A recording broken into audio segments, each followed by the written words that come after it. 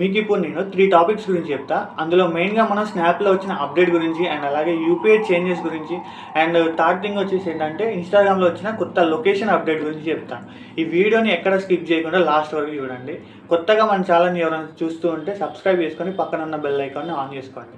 మన first topic వచ్చేసి Snapchat. ఈ స్నాప్‌చాట్‌లో మనకి రీసెంట్‌గా ఒక అప్డేట్ అయితే వచ్చింది.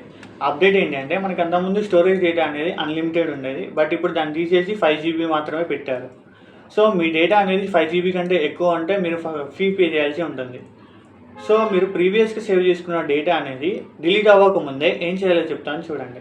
ముందుగా మీరు స్నాప్ సెట్టింగ్స్‌లోకి వెళ్ళండి. సెట్టింగ్స్‌లోకి వెళ్ళి కిందికి స్క్రోల్ చేసిన తర్వాత అక్కడ మీకు మై డేటా అని ఉంటుంది. దాని మీద క్లిక్ చేయండి. క్లిక్ చేసిన తర్వాత అక్కడ మీకు మొత్తం బ్లూ మార్క్స్ ఉంటాయి. అవన్నీ తీసేసి మీరు జస్ట్ మెమోరీస్ అండ్ మీడియా అని ఉంటుంది. దాని మీద క్లిక్ చేసి నెక్స్ట్ కొట్టేయండి. మీ డేటా మొత్తం మెయిల్‌కి వచ్చేస్తుంది. మన సెకండ్ టాపిక్ వచ్చేసి యూపీఐ చేంజెస్.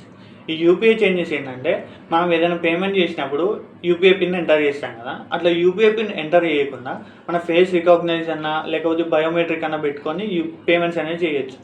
ఈ అప్డేట్ అనేది మనకి ఎన్పిసిఐ తీసుకొచ్చింది. బట్ గవర్నమెంట్ నుంచి అప్రూవల్ ఇచ్చిన తర్వాత ఈ అప్డేట్ అనేది మన యాప్లో చూడొచ్చు. మన థర్డ్ టాపిక్ వచ్చేసి ఇన్స్టాగ్రామ్ లొకేషన్ అప్డేట్. ఈ అప్డేట్ అనేది చాలా క్రేజీ అప్డేట్ అని చెప్పుకోవచ్చు.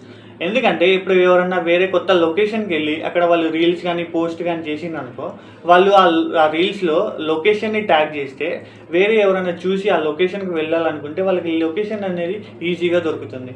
అండ్ అలాగే ఈ అప్డేట్ అనేది ఎక్కువగా బిజినెస్ ఓనర్స్కి అయితే బాగా యూజ్ అవుతుంది. ఎందుకంటే వాళ్ళ షాప్ లొకేషన్ని వాళ్ళు పోస్టులు పెట్టినప్పుడు ఆ లొకేషన్ అనేది ట్యాగ్ చేసుకుంటే కస్టమర్లకి వాళ్ళ లొకేషన్ అనేది ఈజీగా దొరుకుతుంది.